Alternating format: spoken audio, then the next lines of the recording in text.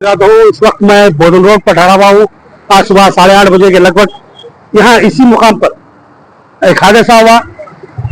लारी और मोटरसाइकिल में तसादुम हुआ जिसमें एक खातून हलाक हो गई और जबकि उनका बेटा शदीद जख्मी हो गया, जिनका नाम जैसे शेख मकबूल बताया गया है। शेख मकबूल अहमद, उम्र 30 साल है और वो नाइब्रिज के पास अजीजिया मेडिकल के मालिक बताए गए हैं और उनके वालदा अख्तरी बेगम यहाँ पर बरसर मौका ही हलाक हो गए थे। यहाँ पर जो आकर अब यहाँ बात करने का मकसद ये है कि ये बोधन रोड है जिसको साबिक में गुज़श्ता कई सालों से पुली सड़क का भी नाम दिया गया था, मौत की शाहरा का भी नाम दिया गया था।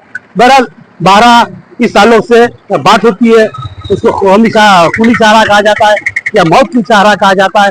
तो इसकी वजह क्या है? तो बात यह है कि जो ये सड़क ऐसी सड़क है जहाँ पर बहुत ज्यादा हेवी ट्रैफिक है और यह ट्रैफिक हादसात का सबब बनता है। तो गुज़श्ता चंद साल कबल इस रोड पर तकरीबन अरसापल्ली तक डिवाइडर बना दिए गए थे। डिवाइडर बनाने के बाद जो तो हादसात में कुछ हद तक कमी हुई, लेकिन हादसात खत्म नहीं होते। अरसापल्ली से लेकर फिर जो तो आगे सारंगपुर तक ट्रैफिक का हजूम है। अभी आप देख रहे होंगे मेरे पीछे मुसलसिल गाड़ियां जा रही है और गाड़ियों का जो फासला, मैं यहाँ पर फुटपाथ पर ठहरा हूँ, ये पूरी मिट्टी भरी हुई है और गाड़ियां यहाँ से फुटपाथ से लग के गुजर रही है। तो ये सूरत हाल है कि अगर दोस्तों यहाँ पर अगर गाड़ी इस मट्टी में, ये मट्टी की हालत देखिए, अगर यहाँ स्लिप होती है गाड़ी तो बंदा गिरेगा रोड पर और पीछे से आने वाले गाड़ियां यह जो सो बहरहाल हादसा होना जरूरी है। हादसे हो रहे हैं।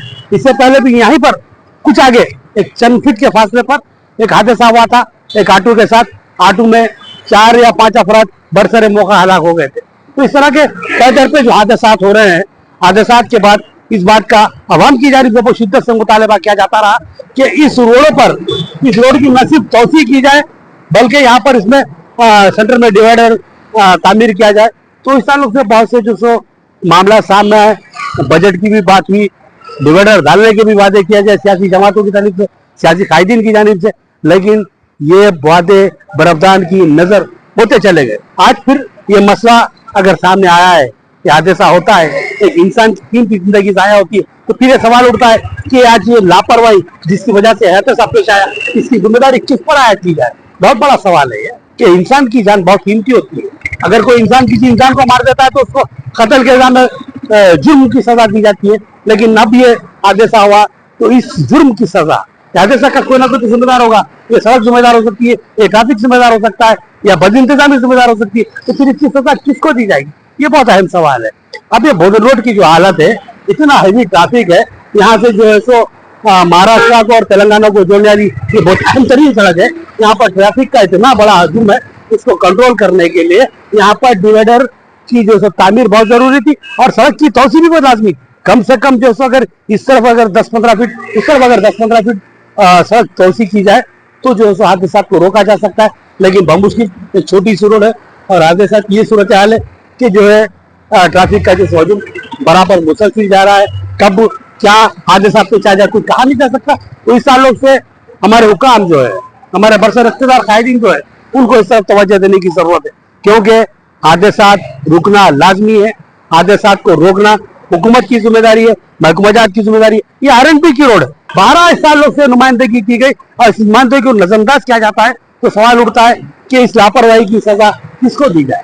आज एक इंसानी कीमती जिंदगी जाया हुई है। मैं इस रोड के आगे भी हालात बताऊंगा आपको, ये रोड की हालत क्या है, कितनी जगह से जिसको ये रोड टूट फूट का शिकार हुई है और कई सालों से इसी हालत में जिससे रोड मौजूद है। तो फिर अगर यहाँ पर हादसात होते हैं तो फिर एक सवाल ये बरकरार रहता है कि इसका जिम्मेदार किसको करार दिया जाए। अब मैं एक ऐसी जगह ठहरा हुआ हूँ जहाँ जो हादसा हुआ है, यहाँ से मैं समझूं चंद फीट के फासले पे वो निजाम पैलेस के सामने हादसा हुआ था सुबह का। और मैं ये अरसापल्ली सब स्टेशन है उसके सामने ठहरा हुआ हूँ। यहाँ पर ये रोड टूटी हुई है। ये रोड आज टूटी हुई नहीं है, ये गुज़श्ता 2-3 साल से मैं खुद देख रहा हूँ। हो सकता है इससे पहले तो टूटी हुई होंगी, लेकिन जिसकी वजह से यहाँ पर ट्रैफिक के जो मसाइल पैदा हो रहे हैं आप बखूबी देख सकते हैं। आप गाड़ियां जा रही हैं, किस अंदाज में जा रहे हैं, तो घड़े को बचाने के लिए कोने से ले आता है या उस साइड से जाता है तो हादसा पेश आ सकते हैं। या आर्जी तौर पर यह डिवाइडर कायम किया गया है। अगर इसी डिवाइडर को अगर जो सो पुख्ता तामीर कर दिया जाए तो बहुत से हादसों को रोका जा सकता है। यही वो बात थी जो आपको पता नहीं थी। ये बोधन रोड पे जो सो इस तरह के जो मामला है, अभी ये तो आपको बता रहा हूँ, ये लारी आ रही है, देखिए आप, सूरत हाल कैसी है और ये रोड से कितना उतर के गाड़ियां जा रहे हैं। गौर कीजिए, अगर यहाँ गाड़ी स्लिप होती है तो टायरों के नीचे जाएंगे लोग। ये बताना चाह रहा था मैं आप लोगों को कि जो सूरत हाल क्या है, किस हद तक खतरनाक, किस हद तक खौफनाक हो चुकी है। बोधन रोड में कुछ नहीं रही, ऐसी एक और सूरत हाल है। हम और थोड़ा आगे जाएंगे, मैं आपको फिर वहां की भी सूरत हाल बताऊंगा, वो कितनी खतरनाक सूरत हाल है वो भी आप लोग देखिए। मोहतरम नाज़रीन, मैं इस वक्त अरसापल्ली चौराहे पर ठहरा हुआ हूँ और चौराहे की सूरत हाल आप देख सकते हैं कि यहाँ पर एक बहुत बड़ा घड़ा था जिसको फिलहाल थोड़ा लिपातुपी करके जो तो हमवार किया गया है और उतना ज्यादा खराब कर दिया गया है। यहाँ गाड़ियां जो जा रही है उनकी सूरत हाल देखिए आप कैसी है। अब यहाँ से जो अरसापल्ली के अंदर से बाईपास से होती हुई जो गाड़ियां आती है वो तेजी से इस तरफ आती है और फिर इधर की जो गाड़ियां हैं इनकी तो तेज रफ्तारी का पूछना ही बेकार है। तो यहाँ पर स्पीड कंट्रोल करने के लिए ये जो ट्रैफिक का जो सिग्नल लगा हुआ है इसका चालू किया जाना जरूरी है, क्योंकि ये जो ट्रैफिक है अब यहाँ पर बाईपास से होते हुए अरसापल्ली इस चौराहे पे यहाँ पर दाखिल हो रहा है और यहाँ पर रोड की यह हालत है। और जो तो फिर इस तरफ से भी जो तेज रफ्तार ट्रैफिक आते रहता है, फिर उस तरफ का भी ट्रैफिक तेजी जाता रहता है। तो यहाँ पर ट्रैफिक सिग्नल को शुरू किया जाए और ट्रैफिक पर कंट्रोल किया जाए। बहुत अहम चौराहा है, बहुत ही खतरनाक चौराहा है। यहाँ पर भी हादसात हो सकते हैं, इसकी रोकथाम लाजमी।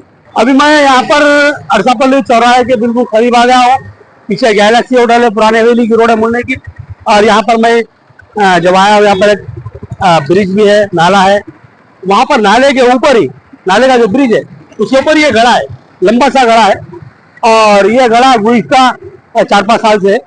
और यहाँ पर जो ट्रैफिक का जो अंदाज है, आप ये देखिए, गड़े को बचाने के लिए, गड़े से बचने के लिए गाड़ियां उस साइड पे जा रही है, उस साइड पे जा रही है। डिवाइडर को देखिए, फिर गाड़ियां किस तरफ जा रही है। क्या ये हादसे का सबब नहीं बन सकता? ये अपनी रोड को छोड़ के इधर के ट्रैक के लोग उस ट्रैक पे चले जा रहे हैं और ये खौफनाक सूरत हाल बन सकती है।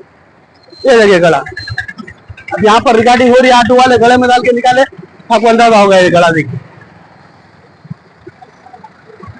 ये सूरत हाल है। इस गले से बचने के लिए उस तरफ चले जा रहे हैं, ये सूरत हाल खराब है। हरी पाओ जरा गले को बताओ।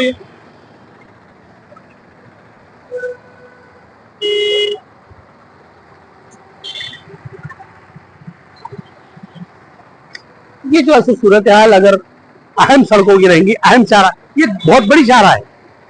ये निजामाबाद को बम्बई तक जोड़ती है, बल्कि हैदराबाद को महाराष्ट्र को जोड़ने वाली अहम तरीन सड़क है। और इस सड़क पे जो है सो ट्रैफिक के निजाम को बहाल करना महकमा जात की जिम्मेदारी है।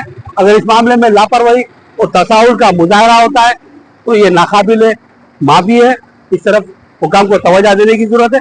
हमारी ये बात आप तक पहुंचाना लाजमी था, जरूरी था। आपसे एक बार हमें ख्वाहिश करते हैं हुकूमत वक्त से, महकमा जात से, कि इसका फौरी तवज्जो इस रोड की न सिर्फ ये कि तामीर मरम्मत की जाए बल्कि इसमें तोसी की जाए और डिवाइडर की तामीर की जाए। ये बात की आप तक पहुंचाने की अब मुझे